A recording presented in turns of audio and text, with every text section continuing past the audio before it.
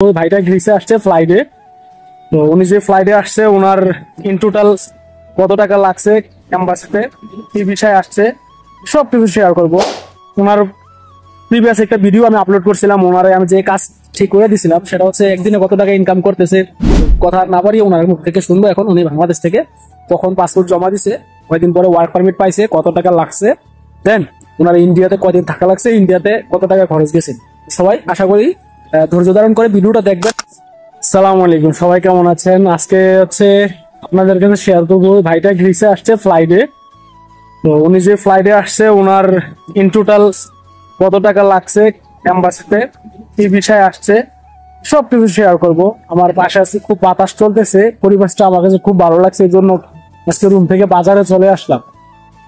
তো ওনার প্রিভিয়াস একটা ভিডিও আমি আপলোড করছিলাম, ওনারে আমি যে কাজ ঠিক করে দিছিলাম সেটা হচ্ছে একদিনে কত টাকা ইনকাম করতেছে। তো ওই ভিডিওটা আপনি দেখে নিতে পারেন। ওনারা যে কাজটা আমি ঠিক করে দিছি, হেল্প করছি। তো এটা হচ্ছে দেশি ভাই হিসাবে সহযোগিতা করে, একজন অপরজনের পাশে হেল্প। ঠিক আছে, অনেকে এগুলা সুবিধা নিয়ে কাজ দেওয়ার কথা বলে টাকা পয়সা নেন। তো এগুলা এরকম লোক থেকে আপনারা অবশ্যই বেঁচে থাকবেন। তো কথা না বাড়িয়ে ওনার মুখ থেকে শুনবো। এখন উনি বাংলাদেশ থেকে কখন পাসপোর্ট জমা দিছে, কয়দিন পরে ওয়ার্ক পারমিট পাইছে, কত টাকা লাগছে, দেন ওনার ইন্ডিয়াতে কয়দিন থাকা লাগছে, ইন্ডিয়াতে কত টাকা খরচ গেছে। সবাই আশা করি ধৈর্য ধারণ করে ভিডিওটা দেখবেন, তাহলে আপনাদেরও একটু উপকার হবে ইন্ডিয়া এম্বাসি ফেস করতে, কিংবা হচ্ছে অন্যান্য দেশের, ইউরোপের সব দেশে আসতে গেলে কি লাগে, ইন্টারভিউ দেওয়া লাগে কিংবা হচ্ছে এম্বাসি ফেস করা লাগে। তো ইউরোপের যে ব্যাপারগুলো, এক দেশ এম্বাসি আরেক দেশের এম্বাসি মোটামুটি সেমই আপনাদের ইন্টারভিউটা নেয়। তো এই জন্য আপনারাও যারা অন্যান্য দেশে আসবেন, অন্যান্য দেশ থেকে আসবেন গ্রিসে কিংবা স্বপ্নের দেশে যাবেন সামনে, ইটালি, ফ্রান্সে, তো যারা ফ্লাইটে আসবেন ইউরোপের সেনজেন নন সেনজেন সবার জন্য ভিডিওটা খুবই খুবই ইম্পর্টেন্ট হবে। তো চলেন শুরু করা যাক। স্বামী ভাই থেকে উনি কখন জমা দিছে, ওনার স্বপ্নটা কিভাবে ইউরোপে আসছে। তো শামীম ভাই, আপনি আমার মনে হয় ইউরোপের অন্যান্য কোনো দেশে ট্রাই করেন না, এই গ্রিস হচ্ছে প্রথম। আর গ্রিসে উনি হচ্ছে মানে লাইফে ওনার পুরো একটা মানে হোয়াইট পাসপোর্ট ছিল, যে পাসপোর্টে কোনো প্রকারের ভিসা ছিল না, কোনো প্রকারের কোনো সিল ছিল না, মানে সরাসরি গ্রিসের প্রথম ভিসা পাইছে। তো ওনার মুখ থেকে শুনবো ওনার টালি প্রসেসিংটা। তো আপনি একটু আপনার পরিচয়টা আর নামটা আর ডিস্ট্রিক্টটা বলবেন, দেন হচ্ছে কখন জমা দিয়েছেন, এইভাবে ধারাবাহিকভাবে একটু শর্টকাটে বলবেন। আচ্ছা, হ্যালো, আসসালামু আলাইকুম। আমার নাম সামি, আমি কুমিল্লা চট্টগ্রামের বিভাগের। তো আমি গ্রিসে আসার জন্য যে স্বপ্নটা ছিল ওইটার শুরু হয়েছিল আপনার 2024-এর জানুয়ারি মাস থেকে শুরু। জানুয়ারির 25 তারিখ আমার আঙ্কেল থাকে গ্রিসে, ওনার মাধ্যমে জানুয়ারির 25 তারিখে আমি পারমিটের জন্য আবেদন করি। আমি একটা মালিক হায়ার করি, হায়ার করার পরে একটা মালিক রেডি, আমি পারমিটের জন্য আপনার গ্রিসের যে কি বলে মিউনিসিপ্যালিটি অফিস বলে, ওইখানে আমি আবেদন করি। তো আবেদন করার প্রায় 2 মাস পর ফেব্রুয়ারি, মার্চ, এপ্রিলের দিকে যাই আমার পারমিট বাইর হয়। প্রায় 2 মাস সময় লাগে, 1 মাসের সময় লাগে। ওইটা আপনার প্রসেসের উপরে বা তাদের কেমন লোক লাগে ওইটার উপরে নির্ভর করে। তো আমার প্রায় 2 মাস পরে পারমিট বাইর হয়। পারমিট বাইর হওয়ার পরে আপনার বাংলাদেশ থেকে গ্রিসে আসা মোটেও সম্ভব না, টোটালি ইম্পসিবল। তো গ্রিসে আসার জন্য আপনাকে ইন্ডিয়ান এম্বাসি, এই ইন্ডিয়াতে যে গ্রিস এম্বাসি আছে ওইটা আপনার ফেস করতেই হবে। ওইটা স্যার আপনার গ্রিসে আসা যে কোনো বিষয়ে সম্ভব না। বলেন আপনি স্টুডেন্ট বিষয়ে আসবেন, বলেন আপনি ওয়ার্কার বিষয়ে আসবেন, যে কোনো বিষয়ে আপনার ইন্টারভিউ দিতে হবে। বাংলাদেশে যে গ্রিসের এম্বাসিটা আছে ওইটা, বাংলাদেশে আসলে গ্রিসের কোনো এম্বাসি নাই। বাংলাদেশে আছে যেটা, ওইটা হলো কনসুলেট অফিস। ওইটাতে আপনার মনে করেন ধারাবাহিক কাজগুলো হয়, যেমন ফাইল জমা নেওয়া, ওই কাজগুলো হয়। কিন্তু আমি বলবো যারা এই গ্রিসে আসার স্বপ্ন বা কারোর মাধ্যমে কাগজপত্র দিয়েছেন, কাজ চলতেছে, আপনাদের উচিত হবে পারমিট পাওয়ার পরে বাংলাদেশে কোনো কাজ না করা, যতটুকু সম্ভব সব কাজ ইন্ডিয়াতে করবেন। ইন্ডিয়াতে যাওয়ার জন্য আপনার অনেক টাইপসের ভিসা আছে, ডাবল এন্ট্রি ভিসা আছে, তারপরে এই যে এম্বাসি বেস করার জন্য ডিএক্স এর অনেক প্রকার ভিসা হয়। আবার আপনি মেডিকেল ভিসা, যে কোনো ভিসায় আপনি ইন্ডিয়াতে যাবেন, ইন্ডিয়াতে গিয়ে আপনার চেষ্টা করবেন দিল্লিতে ফাইলগুলো জমা দেওয়ার। কলকাতায় কনসুলেট অফিস আছে, আবার অন্যান্য বড় বড় প্রদেশে আছে, বাট আপনার উচিত হবে দিল্লিতে করা, কারণ এম্বাসিটা হলো দিল্লিতে। তো আপনি যদি দিল্লি বিএফএস এ ফাইলটা জমা করেন তাহলে আপনার কাজটা হওয়ার সম্ভাবনা সকাল বেশি হলো দিল্লিতে। তো আমি আপনার ইন্ডিয়ার ভিসা নিয়ে ইন্ডিয়া যাই আপনার জুলাই মাসের 22 তারিখ। তার আগে এটা বলেন, আপনি পাসপোর্ট কখন জমা দিয়েছেন আর ওয়ার্ক পারমিট কয়দিন পরে পাইছেন? হ্যাঁ, পাসপোর্ট জমা দিচ্ছি আমি জানুয়ারি মাসের 25 তারিখে, ওয়ার্ক পারমিট পেয়েছি আমি আপনার এপ্রিলের 12 তারিখ। জানুয়ারি, ফেব্রুয়ারি, মার্চ, এপ্রিল, টোটাল 3 মাস। 3 মাস তো আমিও আপনাদেরকে বলি যে গ্রিসের ওয়ার্ক পারমিট পাইতে সর্বনিম্ন 2 থেকে 3 মাস লাগে। যদি একবারে খুব হাই স্পিডে কাজ হয় তাহলে 2 থেকে 3 মাস লাগে। আমি ওনার মুখ থেকে সবকিছু শুনতেছি, একটু আপনাদের কাছে মানে শিওর করার জন্য একটু বইলা দিলাম আর কি। 2 থেকে 3 মাসে গ্রিসে ওয়ার্ক পারমিট হয় যদি আপনার কাজটা কন্টিনিউ তারা মন থেকে করে। তো অনেকে আমাকে মানে কমেন্টে বলতেছেন, ভাই 1 বছর হয়ে গেছে, 8 মাস হয়ে গেছে, এখনো ওয়ার্ক পারমিট পাচ্ছি না। ভাই ফাইল উঠাই নেন। এখন বলেন, আপনি ওয়ার্ক পারমিট পাওয়ার পরে ইন্ডিয়াতে এম্বাসির ভিসা লাগাইছেন কিংবা হচ্ছে অ্যাপয়েন্টমেন্ট নিছেন, এটা কিভাবে? আচ্ছা, আমি পারমিট পাওয়ার পরে তখন গ্রিসের ভিসা হয় না বললে চলে, সবার মুখে শুনি গ্রিসের কোনো ভিসা হয় না, ওয়ার্ক পারমিট হয় বাট পর ভিসা হয় না। তো ওইটা নিয়ে আপনার সংকোচে ছিলাম, অনেকজনের সাথে পরামর্শ করি, উকিলদের সাথে কথা বলি। পরে একটা সময় যে সিদ্ধান্ত নিতে যা হবার হবে, টাকা খরচ হোক ওইটা ব্যাপার না, ইন্ডিয়াতে ফাইল জমা দিব। Try করতে হবে। তখন বাংলাদেশে আপনার কাজগুলা হয়, যেটা বলতেছিলাম যে ঢাকা যে কনসুলেট অফিসটা আছে ওইটাতে তারা ফাইল জমা নেয়। ওইটাতে জমা নেওয়ার পরে আপনার ইন্টারভিউ ডেট কবে আসবে তা তারা কোনো একটা নির্দিষ্ট ডেট দিতে পারবে না। তারা বলবে যে আপনার কাজ চলতে আছে, ওইটা কোন সময় যাবে ইন্ডিয়া, কখন তারা এই সবকিছু কাগজপত্র ডকুমেন্ট দেখবে, ওইটার কোনো শিওর তারা সময়ও নিবে না আপনার কাছ থেকে। না না আসলে ফোন দেখবে। হ্যাঁ, তারা বলবো না যে এটা আপনার 2 মাসের মধ্যে আপনার কাজটা হয়ে যাবে। তারা বলবে যে যখন ইন্টারভিউ আসবে আপনার ইমেল নাম্বার নিয়ে নিবে, কন্ট্রাক্ট নাম্বার নিয়ে নিবে, আপনার কল দিয়ে জানিয়ে দেওয়া হবে। ওইটা কবে নাগাদ কেউ বলতে পারে না। আরেকটা কথা আমি বইলা দিই, যে পারমিটটা দেয় ওইটা দেয় যে কোনো কাজে। আপনি যদি রেস্টুরেন্টের কাজে আসেন, আপনার কন্ট্রাক্ট করা থাকে যে এই সময় থেকে এই সময় আপনার কাজের জন্য একটা লোক তারা চাইতেছে। কৃষি কাজেও আমি আসছি এগ্রিকালচার বিষয়ে, এগ্রিকালচার বিষয়ে আপনার সেম। মানে মনে করেন আমাদের agriculture কোন কাজ এটা? এগ্রিকালচার এগ্রিকালচারের কোনো কাজ উল্লেখ থাকে না, তো জৈতুনের কাজ, জৈতনের কাজ বা এরকম এগ্রিকালচারে আসা যায়। তারপর মাছের একটা খামারের কাজে আসা যায়, ডেইরি ফার্মে আসা যায়। ডেইরি ফার্মে আসা যায়। তো ওইটার ভিতরে আপনার কাজ উল্লেখ থাকে না, ওইটার ভিতরে আপনার মালিক উল্লেখ থাকে, মালিকের নাম উল্লেখ থাকে পারমিটে, মালিকের নাম উল্লেখ থাকে, তারপর আপনার কন্ট্রাক্ট গুলো উল্লেখ থাকে যে কি কি কাজ। এতটুকু হেডলাইনে থাকবে মালিকের নাম, নাম, অ্যাড্রেস হ্যাঁ। আর হচ্ছে agriculture agriculture work permit, social worker বলে আর কি, ওইটা এগ্রিকালচার ওয়ার্ক পারমিট। আর ওইটার ভিতরে আপনার যে বলতেছেন যে জৈতুনের কাজ করবে নাকি কি কাজ করবে, সরকার এটা দেখে না।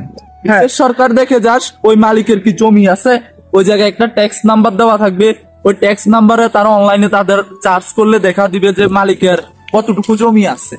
হ্যাঁ, ওনার ভিসা পাওয়ার পিছনে আরেকটা আমি মানে খুব গুরুত্বপূর্ণ একটা কথা বলবো, সেটা হচ্ছে ওনার ভিসাটা যে সময় পাইছে এই সময় গ্রিসে এগ্রিকালচার শুরু হয়েছে কাজ, ঠিক আছে?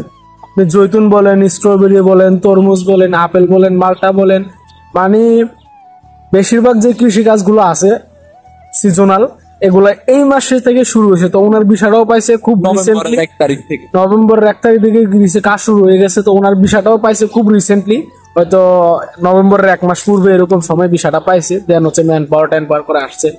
তো এখন আমি ওনার কাছ থেকে শর্টকাটেই বলবো যে আপনি অ্যাম্বাসিতে যে ইন্টারভিউ দিচ্ছেন, এই ইন্টারভিউতে আপনার কি কি প্রশ্ন করছে আর যেগুলো হচ্ছে খুব গুরুত্বপূর্ণ মানুষের জন্য এই প্রশ্নগুলো, হ্যাঁ, নাম, ঠিকানা, মালিকের অ্যাড্রেস, এটা সবাই জানে। এই ইন্টারভিউটা সবাই দিতে হবে।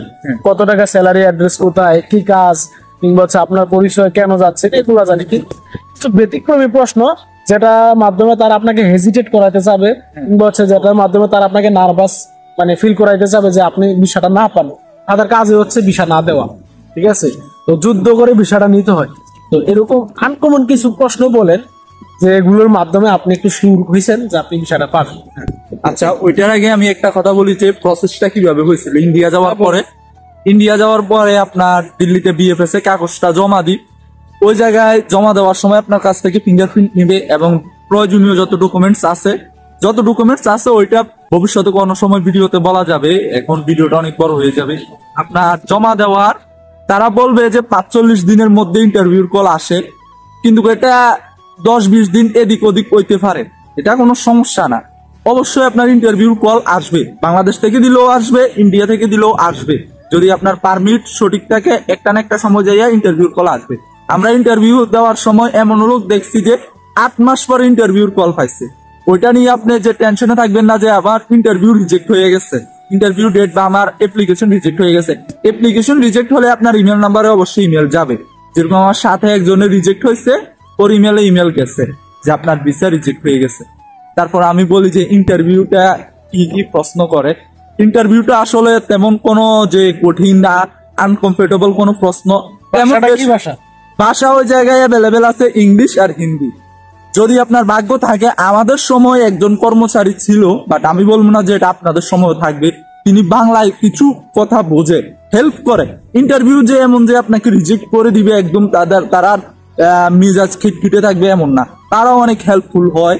কিন্তু আপনার কাগজপত্র সব ঠিক থাকলে ইন্টারভিউতে তেমন কোনো প্রশ্ন করবে না যেটার জন্য আপনার মনে করেন আগে থেকে কিছু প্রিপারেশন নেওয়া লাগবে।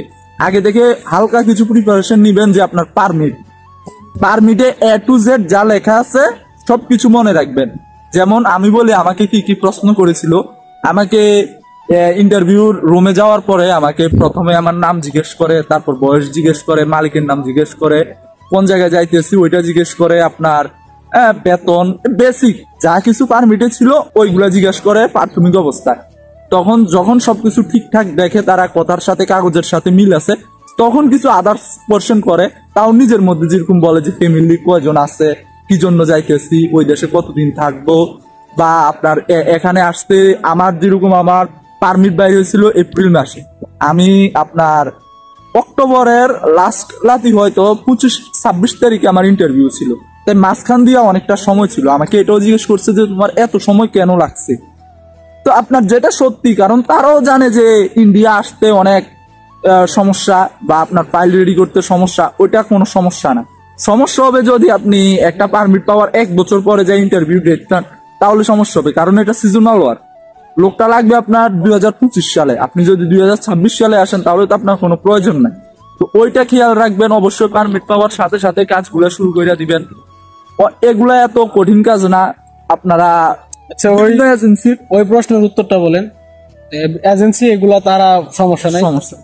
ওই প্রশ্নের উত্তরটা বলেন যে কেন যাবেন, কতদিন থাকবেন, আর গ্রিসে আত্মীয় স্বজন আছে কিনা, এই ব্যাপারটা একটু বলেন। এটা হচ্ছে আমি মেন। আচ্ছা, ওই জায়গায় যাওয়ার পরে আপনার প্রশ্ন আমাকে করছে যে কেন যাবেন। আমি বলছি যে ওই জায়গায় আমাকে বেশি ভালো একটা স্যালারি দিতে আছে, ওই কারণে যাব। তারপর জিজ্ঞেস করে যে ওই জায়গায় আমার কে আছে। তো আমি বলি যে আমার ভাই আছে এই জায়গায়।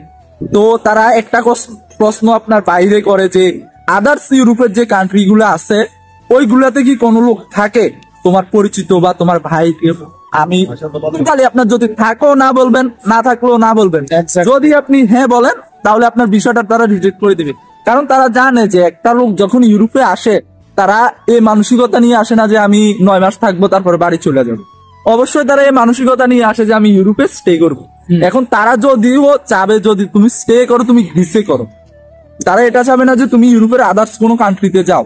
তারা কিন্তু আপনাকে এটা না যে আপনি এই বিষয়ে আসলে আপনাকে একদম পুলিশে দৌড়া দেশে পাঠাই দিবে, এমন কিছু না।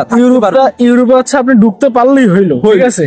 এখন আরো 2টা ভাই আসছিল গ্রিসে বিষাদিয়া রেস্টুরেন্টের, যদিও তাদের ভিডিও আমি বানাইছি, আপলোডও করছি একজনের, পরে আমি ডিলিট করে দিছি, তাদের প্রাইভেসির কারণে সমস্যা হয়েছিল এই জন্য। তো সেটা হচ্ছে ওনারও আমাকে একটা প্রশ্ন মানে বলছিল ইন্টারভিউতে, আমি যখন তাদের কাছ থেকে রিভিউ নিচ্ছিলাম, যে তারা একটা কথা বলছিল যে আদার্স যে ইউরোপের সেনজেন নন সেনজেন কান্ট্রি গুলোতে আপনাদের আত্মীয় স্বজন আছে কিনা, ওই প্রশ্নটা হচ্ছে খুব খুব ইম্পর্টেন্ট। তো আমি জানি প্রত্যেক মানুষের আত্মীয় স্বজন ইউরোপের মধ্যে আছে, ঠিক আছে। আপনি যদি কখনো ভুলবশত বলেন যে আপনার আত্মীয় স্বজন ইউরোপে আছে, রিলেটিভস ইউরোপে আছে, ইটালি, ফ্রান্স কিংবা হচ্ছে ভালো ভালো যে দেশগুলোতে, তাহলে আপনি মাস্ট বি আপনি ভিসা রেজেক্ট খাবেনই, ঠিক আছে।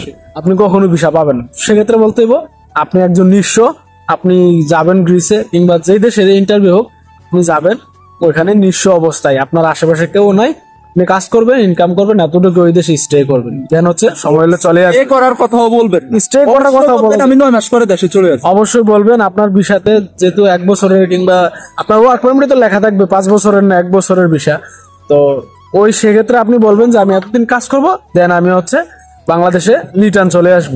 তো সেক্ষেত্রে আপনারা অবশ্যই একটু সতর্ক থাকবেন। সতর্ক। তো ও ভাই হচ্ছে সবকিছু বলে ফেলছে। ইন্ডিয়াতে কয়দিন থাকা লাগছে? ইন্ডিয়াতে এখানে একটা আপনার অপশন আছে, ইন্ডিয়াতে যদি আপনি সিঙ্গেল এন্ট্রি ভিসায় যান, ওই জায়গায় ইন্ডিয়াতে অনেক প্রকার ভিসা হয় বাংলাদেশ থেকে। ওই এন্ট্রি এগুলা মনে করেন না, ওইটার ভিডিও 14 মিনিট 15 মিনিট হয়ে গেছে, তো আচ্ছা এন্ট্রি নিয়ে না বলি, হচ্ছে এন্ট্রি আর সিঙ্গেল এন্ট্রি, ডাবল এন্ট্রি। যদি আপনি ডাবল এন্ট্রিতে যান তাহলে আপনি দেশে চলে আসতে পারবেন, কিন্তু আমার ফাইলটা কমপ্লিট হইতে ইন্ডিয়াতে বিএফএস জমা দেওয়া থেকে ইন্টারভিউর মাঝখানে প্রায় 2.5 থেকে 3 মাস সময় লাগছে। ওনার 2.5 থেকে 3 মাস ইন্ডিয়াতে স্টে করা লাগছে। খরচ কত গেছে? আমার স্টে করা লাগে না, কারণ আমার ডাবল এন্ট্রি ভিসা ছিল, আমি দেশে চলে আসছি। যদি আপনার ডাবল এন্ট্রি ভিসা থাকে দেশে চলে আসেন, যদি সিঙ্গেল এন্ট্রি ভিসা থাকে কিছু করার নাই, আপনাকে থাকতে হবে। তো ওনার ভাগ্যটা দেখেন, মানে কত পরিমাণে ভালো। মানে কেউ ইন্ডিয়াতে থাকে ভিসা পায় না, অথচ উনি ইন্ডিয়াতে ফাইল জমা দিয়ে ইন্টারভিউতে দেশে আসছে, আবার হচ্ছে ভিসা পাইছে, ফোন পাইছে, উনি আবার যে ভিসা নিয়ে আসছে। তো আসলে ওনার সাথে আমার কপালটা একটু ঘষা দেওয়ার দরকার, কারণ কি আমি হচ্ছে অনেক কষ্ট করে আসছে, আপনারাও জানেন। তো ইন্ডিয়াতে 3 মাস থাকছেন আপনি, 2.5 থেকে 3 মাস, আপনার এই টোটাল ভিসা প্রসেসিংটা কত টাকা খরচ গেছে? হ্যাঁ, এটার একটা প্রশ্ন আছে, এটা একটু সময় নিয়ে উত্তর দিতে হয়, তো সংক্ষেপে বলেন একবারে। আপনার এখানে আসলে যদি কোনো দালালের মাধ্যমে আসেন তাহলে আপনার 10 থেকে 15 লাখ টাকা খরচ হবে স্বাভাবিক। कैसा है भाई आप? আর যদি আপনি কম সময়ে আসতে চান, নিচে কথা বলেন। আপনি যদি আপনি আসতে চান, খরচের ব্যাপারটা যে এটার কোনো নির্দিষ্ট অ্যামাউন্ট হয় না। আমার আসতে আপনার খরচ হয়েছে ফ্লাইট ভিসার খরচ বলি আমি, জাস্ট ভিসার খরচ আমার 6 থেকে 7 লাখ টাকা হয়েছে, তার মধ্যে ফ্লাইট খরচ আছে, ইন্ডিয়া যাওয়ার খরচ আছে, সব মিলিয়ে মনে করেন আমার 10 লাখের মধ্যে কাজটা হয়ে গেছে। তো যদি আপনি আসেন, আমি এটা বলবো না যে আপনি এভাবে 6 লাখ টাকা কেন দিলেন বা কি করবেন, ওইটা সম্পূর্ণ ডিপেন্ড করবে আপনার কন্ট্রাক্টের উপর। আপনি কার মাধ্যমে আসতেছেন ওইটা ম্যাটার করবে, আপনি কিভাবে আসতেছেন ওইটা ম্যাটার করবে। সবকিছু মিলিয়ে অ্যামাউন্ট যদি আপনার 10 থেকে 15 বা 18-র মধ্যে থাকে তাহলে আমি বলবো যে আসেন, রিস্ক নেন। আর যদি বলেন যে আমার কাছ থেকে 20 লাখ টাকা, 25 লাখ টাকা, 30 লাখ টাকা চাইতে আছে গ্রিসে আসার জন্য, আমি বলবো যে না, ওইটা কোনো অবশ্যই এটা কোনো ফ্রড, আপনি আসবেন না। এত লাখ টাকা খরচ করে গ্রিসে আসার আমি মনে করি কোনো প্রয়োজন নাই। যদি কম টাকায় আপনার অথেন্টিক কোনো সোর্স থাকে তাহলে আসেন, ভালো। ঠিক আছে ভাই, সবকিছু বলছেন। তো আপনারা হচ্ছে আশা করি বুঝতে পারছেন, সবাই ভালো থাকবেন। আর উনি, আমি জানি এখন অনেকে আমাকে প্রশ্ন করবে, ভাই উনি যে এই লোকের মাধ্যমে আসছে ওনার নাম্বার দেন, কিংবা স্বামী ভাইয়ের নাম্বার দেন। আমার বাড়িও কুমিল্লা, আমার বাড়ি পাশের জেলা নোয়াখালী, আমার বাড়ি চাঁদপুর। এখানে ভাই আমি একটা কথা বলি, আমি ভিডিওতে যেটা বলবো এটাই, এর বাইরে আপনারা আমাকে কোনো প্রশ্ন করবেন না। উনি যেভাবে আসছে আপনারা চাইলেও এভাবে আসতে পারবেন, এটা সিউরিটি না, তবে ট্রাই করতে পারেন, ঠিক আছে। ইউরোপে আসার ক্ষেত্রে আমি সবসময় বলি 4টা জিনিসের প্রয়োজন হয়, তার মধ্যে সবচেয়ে মেইন যে জিনিসটা সেটা হচ্ছে ভাগ্য। ভাগ্য আপনার থাকতে হবে, সবার ভাগ্যে ইউরোপ জুটে না। 4টা জিনিস হচ্ছে টাকা, ধৈর্য, সময়, আর এটা হচ্ছে ভাগ্য। আপনার এই 4টা জিনিস থাকতে হবে, তার মধ্যে মোস্ট ইম্পর্টেন্ট যে জিনিসটা সেটা হচ্ছে ভাগ্য। তো আশা করি বুঝতে পারছেন। আর এই ভাইয়ের নাম্বার চাইলে আপনারা নাম্বার নিয়ে কি করবেন, ঠিক আছে, কারণ কি যারা গ্রিসে আসছে তারা হচ্ছে আসার পরে যে লুকে আনছে ওই লুকের টোটালি নিষেধ থাকে যে আমার পরিচয় কারোর কাছে দিবেন না, ঠিক আছে। আমি কিভাবে আনছি এটা মানে বলার প্রয়োজন নাই। আপনি আসছেন এতটুকুই, আপনি সীমাবদ্ধতা থাকেন, এর বেশি কিছু বলার নাই। তো এটাই তো ভাইয়ের ফেসবুক আইডি নিয়েও লাভ নাই, কোনো কিছু নিয়েও লাভ নাই। আর যদি আপনারা কোনো প্রয়োজনে বলতে চান অবশ্যই যোগাযোগ করতে পারেন। যদি ভিসার ব্যাপারে কোনো হেল্প করতে চান, ভাই আমি কোনো দালাল ধরে আসিনি, আমার ভাই আছে দেশে, আমার ভাই আমাকে নিয়ে আসছে, আমার ভাই আর কোনো কাজ করবে না, ঠিক আছে। এটা হচ্ছে মেন কথা। আর যদি ভিসার ক্ষেত্রে কখনো হেল্প লাগে, ইন্ডিয়াতে ফেস করবেন কিভাবে, ইন্টারভিউ কিভাবে, ফাইল কিভাবে উঠাবেন দিবেন, মেডিকেল হ্যান ত্যান যা কিছু আছে, যদি আপনারা এরকম হেল্প নিতে চান তাহলে সেক্ষেত্রে অবশ্যই আমি বলি হাসান ভাইয়ের ভিডিও দেখবেন। ওনার ভিডিওতে আমি মনে করি যে 95 থেকে 90-র মধ্যে সব ইনফরমেশন দেওয়া আছে। বাড়তি কিছু লাগলে আপনার মনে হয় যে একটু রিসার্চ করলে হয়ে যাবে, আমার সাথে কথা বলা লাগবে এমন না। যেহেতু আমি ভিডিও দেখবেন হ্যাঁ, অবশ্যই সবকিছু বুঝতে পারবেন। যেহেতু আমি অনেকের সাথে কথা বলছি, তো আমারও একটা মানে এক্সপিরিয়েন্স হয়েছে কিভাবে বিষয় পাইছে, কিভাবে ইন্টারভিউ। তো আমি একটা মানে হচ্ছে কি একটা গুরুত্বপূর্ণ ভিডিও আনবো, সেটা হচ্ছে ইন্ডিয়া এম্বাসিতে ইন্টারভিউ A to Z, কিভাবে প্রশ্ন করে কিভাবে আপনি ভিসাটা পাইতে পারেন, কি কারণে আপনার ভিসাটা রিজেক্ট হয়।